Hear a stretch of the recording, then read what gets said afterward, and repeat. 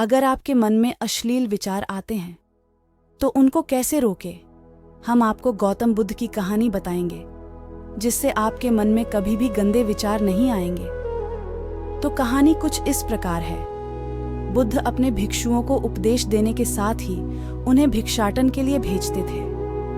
एक बार उन्होंने अपने भिक्षु भरत को भिक्षा लेने के लिए एक श्राविका के घर भेजा। भरत पूरे रास्ते मन में यह सोचते हुए श्राविका के पास गया कि आखिर आज भिक्षा में क्या भोजन खाने को मिलेगा। क्योंकि भरत चंद्र वंश के राजकुमार थे और बुद्ध के सानिध्य भिक्षु के रूप में दीक्षित हुए थे, हमेशा भरत को महल में खाने के लिए स्वादिष्ट पकवान मिलते थे।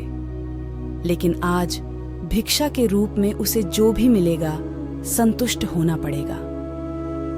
श्राविका के घर पहुंचकर भरत ने भिक्षा मांगी। श्राविका ने भरत को बैठने के लिए कहा और भोजन लाने के लिए घर के भीतर चली गई। इधर भरत फिर से अपने प्रिय भोजन के बारे में सोचने लगे और जैसे ही श्राविका भोजन लेकर आई तो भरत अचंभित रह गए। भरत ने देखा कि श्राविका ने उनके लिए उनके पसंदीदा पकवान परोसे हैं और अपने प्रिय भोजन को देखकर वह खुश हो गए।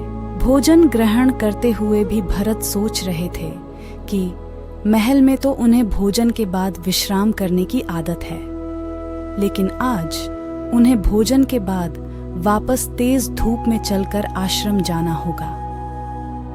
लेकिन भोजन के बाद श्राविका ने भरत को कुछ समय के लिए विश्राम करने का आग्रह किया। भरत फिर से खुश हुए कि आखिर आज उनके मन की सारी इच्छाएं कैसी पूरी हो रही हैं।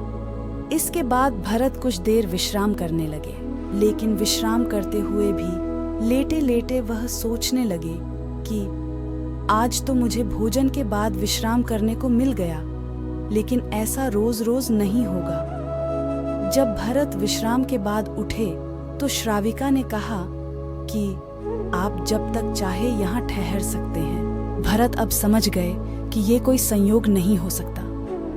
उन्होंने श्राविका से कहा कि मुझे क्षमा कीजिए, क्या आप मेरा मन पढ़ सकती हैं? श्राविका ने हाँ में उत्तर दिया और कहा कि हाँ, मैं मन पढ़ सकती हूँ। शुरू में यह कठिन था, लेकिन फिर मैंने स्वयं के मन विचारों को देखना शुरू किया। पहले मेरे विचारों की संख्या अनगिनत हुआ करती थी। इसके बाद मैंने विचारों पर ध्यान केंद्रित किया, बिना पक्ष विपक्ष के अपने विचारों को देखने लगी। इस तरह से धीरे धीरे मेरे मन में विचारों की संख्या कम होती गई और सारे व्यर्थ विचार दूर हो गए। इसके बाद से ही मैं दूसरों के मन में चल रहे विचार को पढ़ लेती हूँ। हालांकि श्राविका की बात सुनकर भरत घबरा गए। इसके बाद भरत ने श्राविका से आज्ञा ली और आश्रम के लिए निकल पड़े। रास्ते में भी भरत फिर से मन में आए विचारों का स्मरण करने लगे कि श्राविका के बारे में उसके मन में अश्लील विचार भी आए थे। श्राविका ने उसे भी जान लिया होगा, वह मेरे बारे में क्या सोचती होगी। भरत खुद को लज्जित महसूस कर रहे थे। भरत ने आश्रम पहुंचकर गौतम बुद्ध से कहा कि अब मैं कभी भिक्षाटन के लिए नहीं जाऊंगा। बुद्ध ने भरत को पास बुलाया और कहा कि क्या हुआ है, तुम मुझे सारी व्यथा बताओ। भरत ने सारी बातें बुद्ध को बताईं। इसके बाद बुद्ध ने कहा कि अगले 1 हफ्ते तक तुम भिक्षाटन के लिए उसी श्राविका के घर पर जाओगे, लेकिन तुम्हें इस बात का ध्यान रखना होगा कि कल भिक्षाटन के लिए जाते हुए तुम अपने चित्त को पूरे होश में रखना।